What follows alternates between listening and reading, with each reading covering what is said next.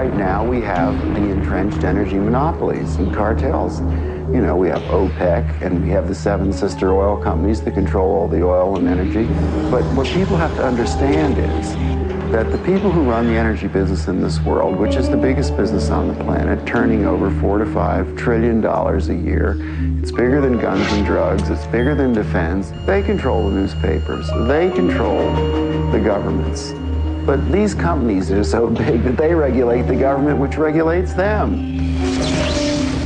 It's not free. Nothing is free. But cheap and efficient energy exchange is a viable concept. Now I say that everything in this universe is free energy. It's been dreamed of for hundreds of years that somewhere, someplace, as Tesla said, man will hook his machinery to the very wheelwork which drives the universe itself. The history of science is the history of the suppression of great inventions. A few classic stories. Nikola Tesla. Nikola Tesla is regarded as the founding father of free energy. His astounding developments in the generation of alternating electrical current are still being used today. His most notorious project involved the transmission of wireless electricity into the atmosphere, which allowed for unlimited power to be freely accessed by everyone.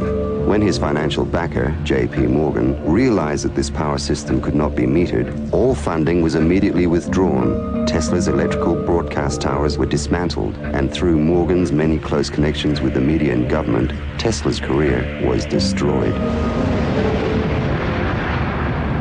In 1977, Bruce De Palma unveiled the first prototype of the N machine, an electrical generator which uses rotating magnets to generate up to 5 times more power than it takes to drive it. I know about the fact that the Japanese government and the Indian government have ongoing projects to produce N machines for domestic power. My partner is Paramahamsa Tiwari, who is the director of the Nuclear Power Corporation of India, which operates all the nuclear plants in India. In late 70s, I learned from Bruce De Palma that he had carried out certain crucial experiments by rotating electromagnets. Tiwari tested a prototype based on De Palma's N machine under laboratory conditions.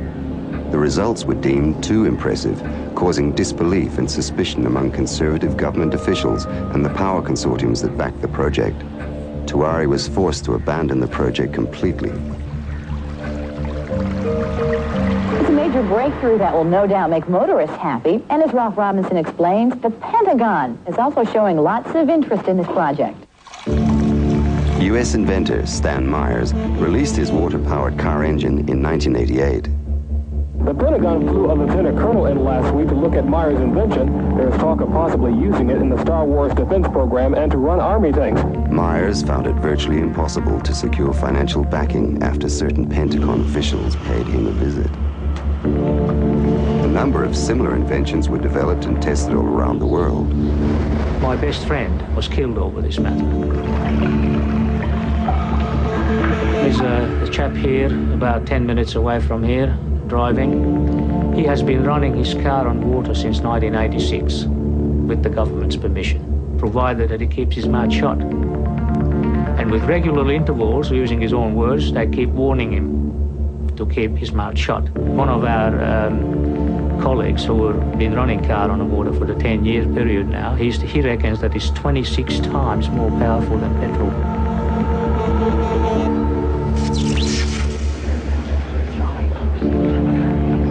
If you invent a better mousetrap, the world may beat a path to your door. If you invent a free energy machine, there'll be a path beat to your door, but you don't want those people there.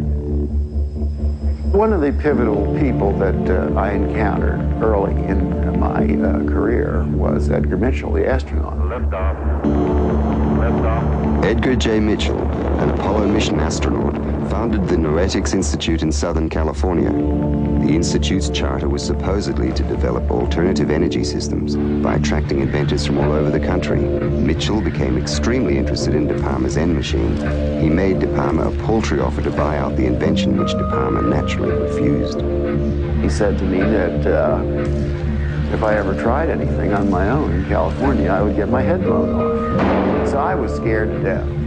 The CIA operates through various very innocent-looking fronts to find out what people are thinking and what they're inventing. Now, what's more innocent than a benign institute founded on transcendental principles to help New Age inventors bring free energy into the world?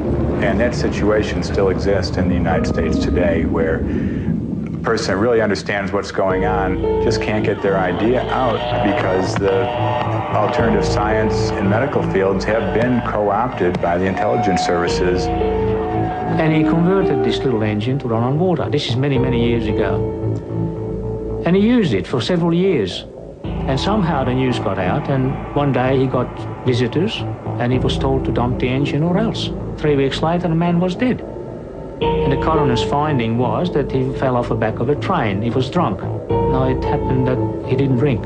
Even Dr. Townsend T. Brown, the electrogravitic research scientist, has on his 16-millimeter film of his lab test, which we've got here, he has guys with the black suits and black hats come into the place. You can see where the legends come from. I mean, these guys come in and they look like, you know, Bad Bart to Black Man. I mean, it's classic, and these things do happen.